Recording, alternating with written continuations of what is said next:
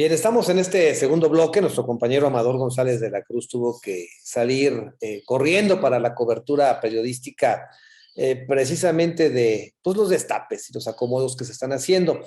Le quiero platicar y le voy a presentar pues, dos posturas, ¿no? Una a favor y otra en contra de lo que aconteció en el Congreso de la Unión en torno a la aprobación del presupuesto federal. Lógicamente, estamos hablando de aquellos que ven con una gran visión social la decisión del bloque de Morena junto con el Verde y el hecho de quienes absorben que esta es una postura simplemente de abono a favorecer a un sector que el presidente de la República está viendo y que son temas, digamos, de coyuntura y de apoyo a una figura emblemática como lo es Andrés Manuel López Obrador. Son las dos posturas radicalmente opuestas que desde el arranque de la administración se han presentado. Es más, desde las campañas, y no es que desde que nació la figura de López Obrador.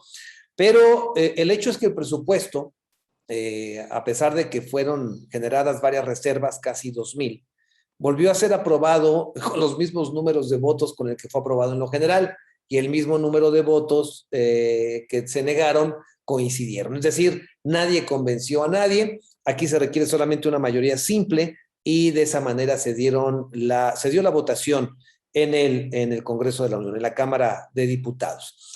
Ignacio Cortés, que es un analista de hace muchos años y que participa en diversos medios en los cuales nosotros colaboramos, en estos Irradia, voy a presentarle la postura a favor de cómo se aprobó el presupuesto de egresos de la Federación, en la insistencia de que pues son posturas que cada uno de nosotros tiene esta posibilidad de vislumbrar de manera distinta. Es algo bien, bien interesante que tenemos que escuchar. Yo le invito a escuchar la voz de Ignacio Cortés. Él es un analista sobre estos temas a nivel nacional. Vamos a escuchar. Mi querido amigo, ¿cómo estamos? Buenos días, auditorio. Justamente a las 2 de la mañana con 12 minutos se cantaron los se cantaron los números y en el país se supo que había ya un presupuesto para este 2022. En el Congreso, en la Cámara de Diputados, ganó la razón y perdió la cerrazón. Aquellos que presentaron cerca de 2,000 situaciones controversiales.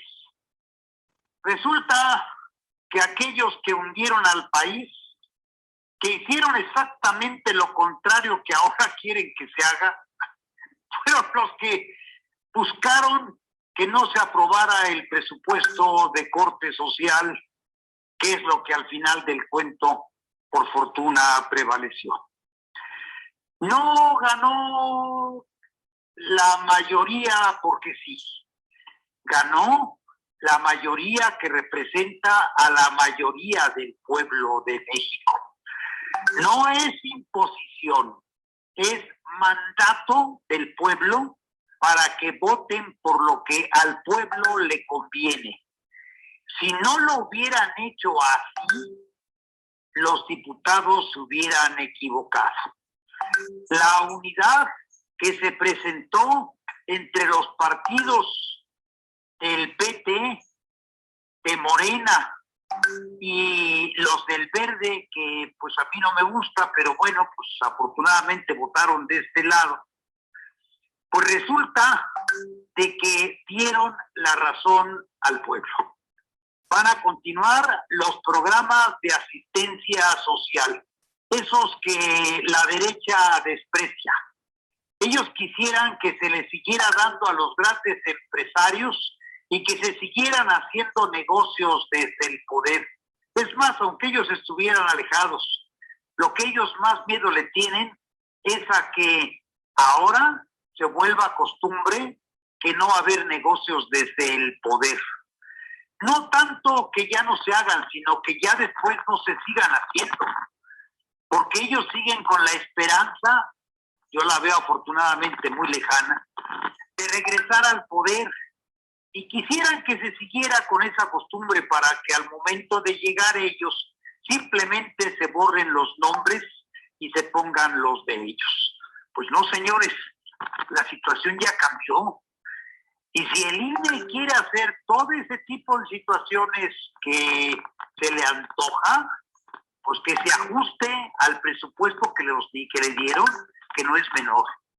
Se habla de más de 20,000 millones de pesos, salarios hasta 2 y 3 veces superiores a las del presidente.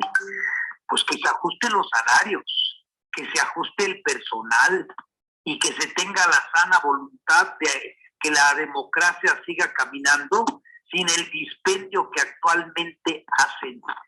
Así como en las oficinas de gobierno se está obligando a que ahora una sola persona tenga que hacer 2 o 3 funciones por la austeridad, pues también en el INE, que una sola persona haga 2 o 3 cosas. Pero el Noé y el Lencho, ellos quisieran seguir siendo los grandes amos y poder seguir sirviéndose con la cuchara grande. Y la derecha, no solamente los negocios, sino que se continúe con, según ellos, la sana costumbre de únicamente alimentar a las oligarquías y a las clases en el poder, que se les consulte todo. ¿Por qué se les va a consultar si cuando se les consultó hundieron al país? Confórmense con lo que está. El pueblo ganó, el pueblo mandó y los diputados simplemente obedecieron, y ahí es el presupuesto de corte social. Les guste o no, así va a ser de aquí en adelante. En fin, como siempre, vámonos. Y vámonos por la libre. Muy buenos días. Bien, gracias Bien. a nuestro compañero Nacho. Esa polémica. En efecto, esa es la voz de Ignacio Cortés, que es un especialista en temas, pues lógicamente, ¿cómo le puedo comentar? Políticos, y nos sirve, ¿no?, como un parámetro de cómo ven las personas este tema del presupuesto. Yo le planteo, por ejemplo, también el asunto de lo que planteó el Instituto Nacional Electoral. El INE comentó que va a luchar porque el recorte le fue muy grave, y hay que recordar que tenemos encima la organización del denominado, ¿cómo le llamamos a esto? La revocación de mandato. Y esta revocación de mandato la tenemos planteada en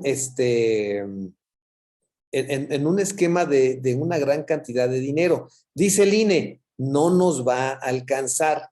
Y esto es lo que le critica desde la trinchera el propio presidente de la República. Dice, hay dinero suficiente y no te puedes rajar, Instituto Nacional Electoral. Le quitaron cerca de 4,000 millones de pesos de lo que habían planteado en la parte original. Y se tiene previsto también el hecho de que la Suprema Corte de Justicia de la Nación, ahí no sé cuál sea el planteamiento de la defensa y ante quién, porque ellos van a ser juez y parte en una defensa. Hay otros comentaristas, como Marcos Pineda Godoy, un doctor en ciencia política, que él plantea precisamente una perspectiva distinta de cómo debe de verse en la propuesta, el planteamiento de lo que se hizo hoy en Presidencia de la República. Vamos a escuchar, este es en contrario a lo que usted escuchaba hace unos segundos. Escuchemos al doctor Marcos Pineda Godoy. Mi querido Teodoro, qué gusto saludarte a ti y a todo el auditorio de Irradia Noticias. La perspectiva de hoy se titula Morena en el camino del autoritarismo. Andrés Manuel López Obrador festejó el presupuesto para el año 2022, aprobado por una mayoría unilateral, sin consenso, hecho a la medida de los intereses populistas, electoreros y autoritarios de un régimen basado en la idolatría a su líder máximo. Los resultados del presupuesto, y no a largo plazo, sino durante el mismo 2022, serán el incremento de la inflación, la falta de crecimiento y desarrollo económico, la acumulación de poder y corrupción en los ámbitos ahora de dominio militar, así como la perpetuación de la pobreza. Morena, sus legisladores, dirigentes, militantes y simpatizantes entendieron y desempeñan muy bien su papel de promotores de la idolatría hacia un presidente que ni ha cambiado ni desea cambiar el sistema político, sino adecuarlo para reconstruir un sistema hegemónico similar al de los años 70, en los que la mayoría aplastante, producto del clientelismo electoral de un solo partido y la decisión de una sola persona, se imponga al resto sin importar nada más. La aprobación del presupuesto de egresos de la Federación, consumada sin modificaciones, mostró el camino autoritario que sigue Morena. Cumplieron con la orden que les llegó de Palacio Nacional. Ni una sola concesión, ni una sola negociación, ni una sola reflexión, ni un solo acuerdo. El presidente ordenó que se votara tal cual y así se hizo. Al mantenerse el mismo esquema de uso de los recursos públicos que ha llevado a México a tener en este gobierno indicadores de inflación al alza, no se necesita bola mágica para pronosticar que los precios van a seguir subiendo. Usted ya lo habrá notado, hasta los productos y servicios que consumen las clases populares ya subieron de precio, en muchos casos por encima del promedio de la inflación. Ese es un resultado del camino al autoritarismo. Los militares, que ahora se hacen cargo de tareas y empresas que antes eran civiles, también contarán con mayores recursos para transferirlos y utilizarlos en los fideicomisos que ellos administran. A pesar de que el gobierno de AMLO estigmatizó como símbolo de la corrupción los fideicomisos y desapareció la mayoría, al ejército se le ha permitido que los siga utilizando, no obstante que cada vez hay más evidencias de la corrupción con que son manejados, favoreciendo empresas y proveedores, bien que pueden ser fantasmas de nueva creación o vinculadas al tráfico de influencias. Eso también es un resultado del camino al autoritarismo. Por supuesto, nadie en su sano juicio va a estar en contra de que se luche contra la pobreza. Todo lo contrario, las políticas de todo gobierno deben estar orientadas con ese fin. El problema no está en que se quiera apoyar a 25 millones de familias pobres, sino en la manera en que se hace. La distribución de recursos para el consumo, sin que se invierta en actividades productivas, aligerará la carga de las familias depauperadas, pero no dará oportunidad para que salgan de su estado de pobreza. Mantenerlos pobres, pero apoyarlos para que voten a favor de Morena en las próximas elecciones es uno más de los caminos hacia el autoritarismo. Morena y Andrés Manuel, que en realidad son lo mismo, cada día muestran más su verdadero rostro, su cara autoritaria e intransigente. Y para iniciados, muy pronto comenzarán a empantanarse las decisiones más importantes que debe tomar el Congreso del Estado de Morelos. Dos carencias para la operación política que tendrán un alto costo para el gobierno de Cuauhtémoc Blanco son no contar con los suficientes legisladores a su servicio como en la legislatura anterior y no tener operadores políticos capaces de construir acuerdos que no sean producto de la compra de conciencias. Que tengan todas y todos una excelente semana y no se olviden que la información es poder. Bien, esa es la voz del compañero Marcos Pineda Godoy. Son actuaciones distintas, puntos de vista encontrados conforme a un mismo hecho. Y bueno, pues es parte, ¿no?, de lo que un medio de comunicación, creo yo, debemos de llevar a cabo. Es un tema que permite en su momento al auditorio, a nosotros mismos, vislumbrar por dónde va el país, pero sí se ha radicalizado la postura en torno a las decisiones que se toman referente a la cuarta transformación y a lo que el presidente le llama los neoliberales, ¿no?, o la derecha. El PRI amagó y dijo que después de cómo se llevó a cabo esta votación del presupuesto, no estarían avanzando en el tema de la reforma constitucional sobre la reforma eléctrica. Aquí se requiere de las 2/3 partes, tanto del Senado como de la Cámara de Diputados Federal, y después el recorrido por los estados. No le alcanzaría a la presidencia de la República, por supuesto, sin estos requisitos. La reforma constitucional no depende de la publicación o no de la presidencia, sino que es un proceso en donde la federación ingresa a través de las dos cámaras federales y de las legislaturas locales, en donde igualmente se debe de aprobar por mayoría.